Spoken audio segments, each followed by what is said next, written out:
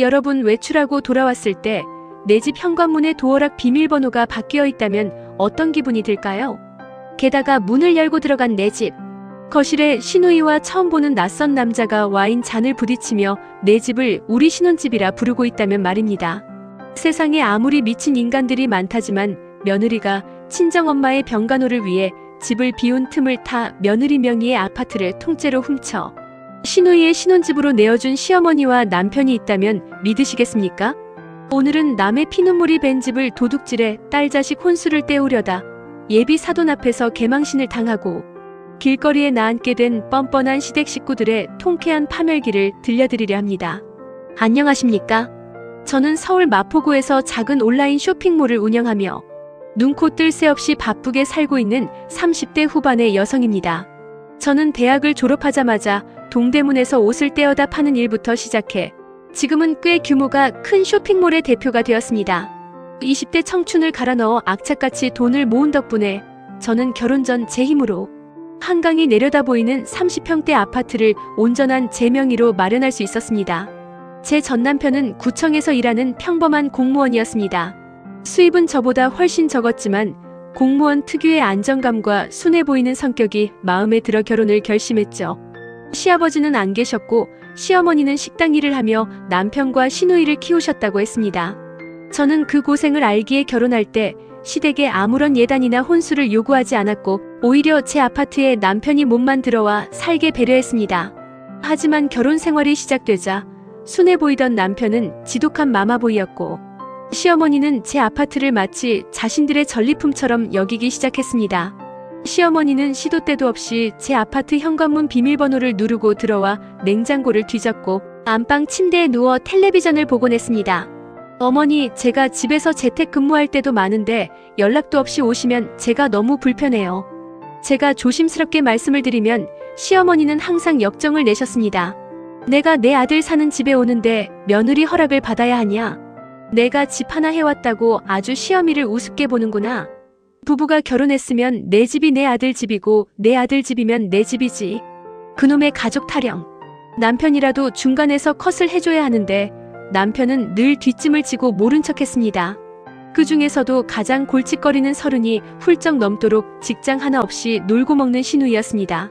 시어머니는 시누이의 데이트 비용까지 제 카드로 결제하게 만들며 뻔뻔한 요구를 이어갔죠. 그러던 어느 날 제게 하늘이 무너지는 일이 생겼습니다. 부산에 혼자 살고 계시던 친정엄마가 뇌출혈로 쓰러지셨다는 연락을 받은 겁니다. 다행히 골든타임을 놓치지 않아 생명에는 지장이 없으셨지만 당장 옆에서 대소변을 받아내며 재활치료를 도울 보호자가 필요했습니다. 저는 쇼핑몰 업무를 직원들에게 맡기고 한 달 정도 친정엄마의 간병을 위해 부산으로 내려가기로 했습니다. 여보, 나 한 달 정도 부산 병원에 있어야 할 것 같아. 엄마가 걷지도 못하셔서 곁에 아무도 없으면 안 돼. 집안일이랑 당신 식사는 알아서 좀 챙겨 먹어. 제가 울면서 짐을 싸는데 남편은 귀찮다는 듯이 텔레비전만 보며 대꾸했습니다. 알았어. 장모님은 늙으셔서 어차피 아플 때 된 거니까 너무 유난 떨지 말고 다녀와. 피가 거꾸로 솟았지만 당장 엄마의 생사가 걸린 마당에 싸울 힘조차 없었습니다. 저는 쫓기듯 부산으로 내려가 병실 간이 침대에서 쪽잠을 자며 엄마의 간병에 매달렸습니다. 지옥 같은 3주가 지났을 무렵 다행히 엄마는 기적적으로 상태가 호전되어 휠체어에 앉을 수 있게 되었습니다. 저는 밀린 회사 업무도 처리하고 겨울옷도 챙길 겸 주말을 이용해 서울집에 잠시 다녀오기로 했습니다. 남편에게는 미리 연락하지 않았습니다. 간병에 지친 터라 조용히 들어가서 쉬고 싶은 마음뿐이었죠. KTX를 타고 서울역에 도착해 피곤한 몸을 이끌고 제 아파트 현관문 앞에 섰습니다. 익숙하게 도어락 비밀번호를 눌렀습니다. 삐빅 마이너스 삐비빅. 번호가 틀렸다는 경고음이 울렸습니다. 제가 잘못 눌렀나 싶어 천천히 다시 눌렀지만 결과는 마찬가지였습니다. 비밀번호가 일치하지 않습니다. 도어락 화면에 뜨는 문구에 저는 당황했습니다. 내가 없는 사이 도어락이 고장났나? 남편에게 전화를 걸었지만 남편은 받지 않았습니다. 그때 굳게 닫힌 현관문 너머로 아주 선명한 웃음소리가 들려왔습니다. 남편의 목소리가 아니었습니다. 젊은 남녀가 떠들고 음악을 틀어놓은 소리였습니다. 순간 등골이 서늘해졌습니다. 남편이 내가 없는 사이 여자를 끌어들였나? 아니면 빈집 털이범인가? 저는 심호흡을 하고 아파트 관리실에 인터폰을 쳐서 자초지종을 설명했고 관리소장님과 함께 열쇠 수리공을 불렀습니다. 거실은 온통 낯선 물건들로 가득 차 있었습니다. 제가 애지중지하던 최고급 가죽 소파는 온데간데 없고 웬 싸구려 핑크색 소파가 자리를 차지하고 있었으며 베란다 쪽에는 제 옷과 명품 가방들이 담긴 커다란 검은색 쓰레기 봉투 수십 개가 산더미처럼 쌓여 있었습니다. 그리고 그 핑크색 소파 위에는 제 시누이와 한 번도 본 적 없는 낯선 남자가 와인 잔을 들고 서로에게 기대어 넷플릭스를 보고 있었습니다. 현관문이 부서지며 제가 들어서자 두 사람은 귀신이라도 본 듯 소스라치게 놀라며 자리에서 벌떡 일어났습니다. 언니가 여긴 어떻게 해? 부산에 있다며? 시누이는 사색이 되어 말을 더듬었고 옆에 있던 남자는 어리둥절한 표정으로 시누이와 저를 번갈아 쳐다보았습니다. 자기야, 이분은 누구셔? 언니라니? 저는 떨리는 손을 꽉 쥐고 거실로 성큼성큼 걸어 들어갔습니다. 누구긴 누구야. 이 집 주인이자 내 여자친구에 옳게 되는 사람이지. 너야말로 남의 집에서 와인 처마시며 뭐하는 짓이야? 내 집 비밀번호는 누가 바꿨어?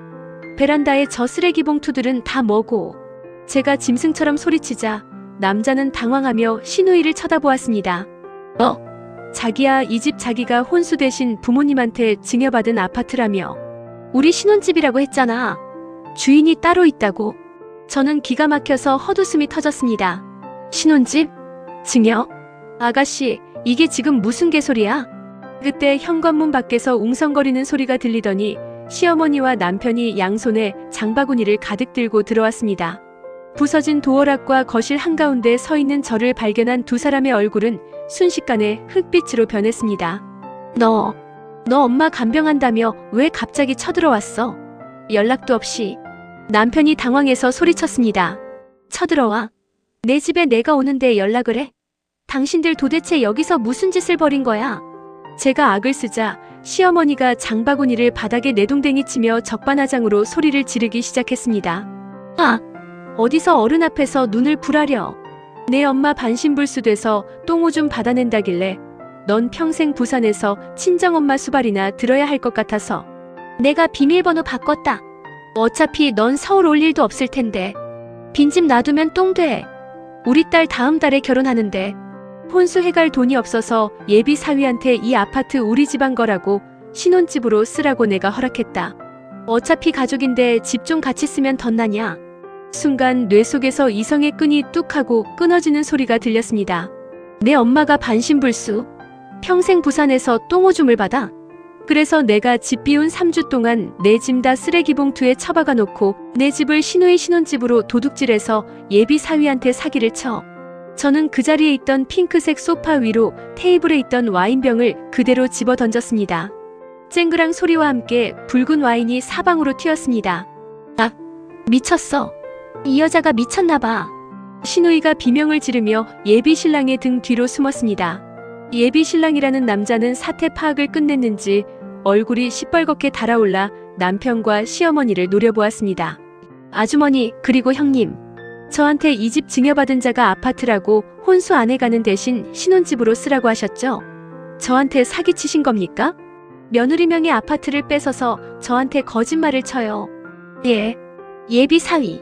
그게 아니라 어차피 저녀는 내 아들이랑 이혼할 거라. 이 집은 우리 아들 몫으로 떨어질 집이야. 내가 미리 당겨 쓴 것뿐이라고. 시어머니가 말도 안 되는 억지를 부렸습니다. 저는 그 즉시 핸드폰을 꺼내 112를 눌렀습니다. 네, 경찰서죠. 여기 마포구 5호 아파트인데요. 집에 도둑들이 들어와서 문을 걸어 잠그고 제 물건을 다 파손했습니다. 지금 당장 출동해주세요. 무단 침입 현행범들입니다. 여보, 경찰은 왜 불러?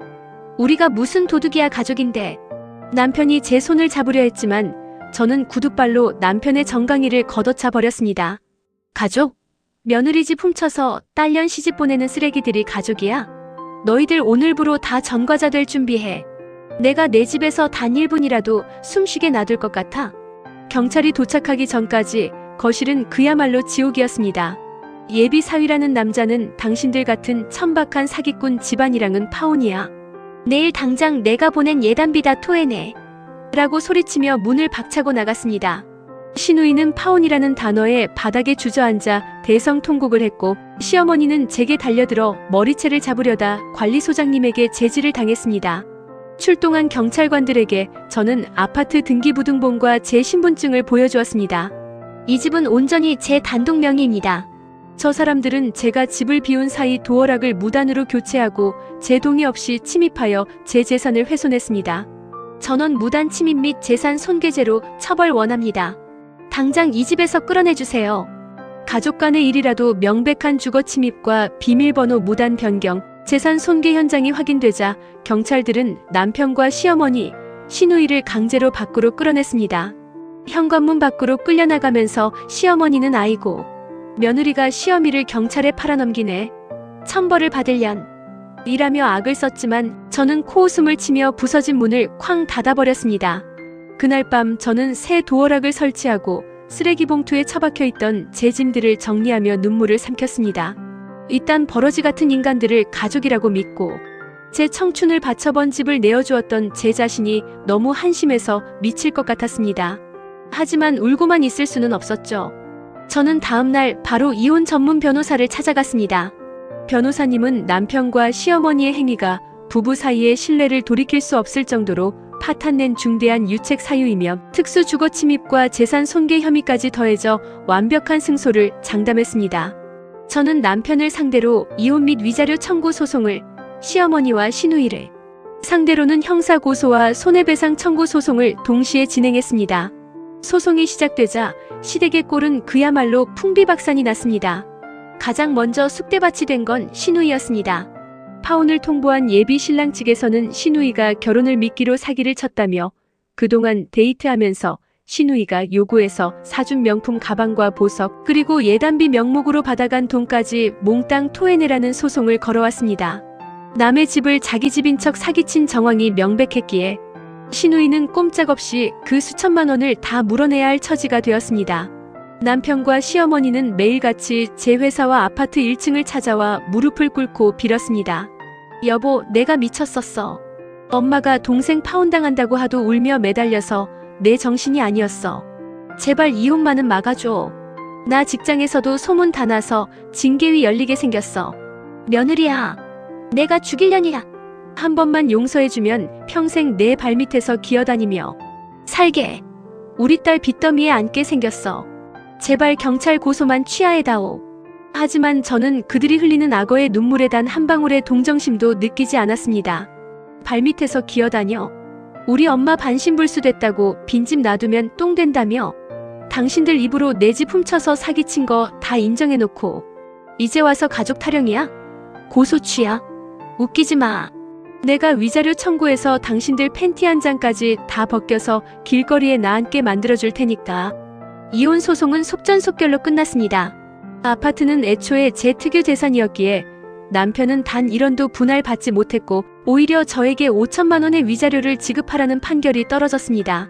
남편의 급여와 퇴직금에는 싹 다 가압류가 걸렸죠.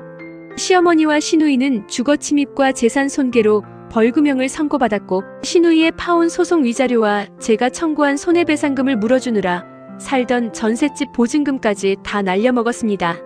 결국 그들은 돈 한 푼 없이 쫓겨나 재개발을 앞둔 산동네의 보증금 300만 원짜리 곰팡이 핀 단칸방으로 세 식구가 밀려들어갔다는 소식을 들었습니다.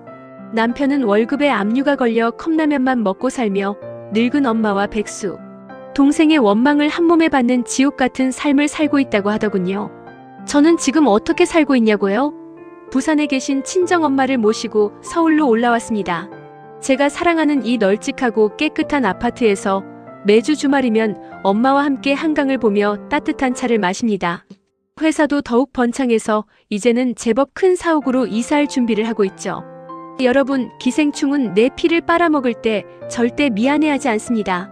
가족이라는 이름표를 달고 내 피와 땀을 착취하려는 자들이 있다면 떼어내는 것을 두려워하지 마십시오. 독하게 도려내야만 내 삶이 숨을 쉴 수 있습니다. 그들의 뻔뻔한 오만함을 철저하게 짓밟아준 제 통쾌한 이야기가 여러분의 막힌 속을 뻥 뚫어주는 사이다가 되었기를 바랍니다. 긴 이야기 들어주셔서 감사합니다. 언제나 당신의 삶이 찬란하게 빛나기를 응원합니다.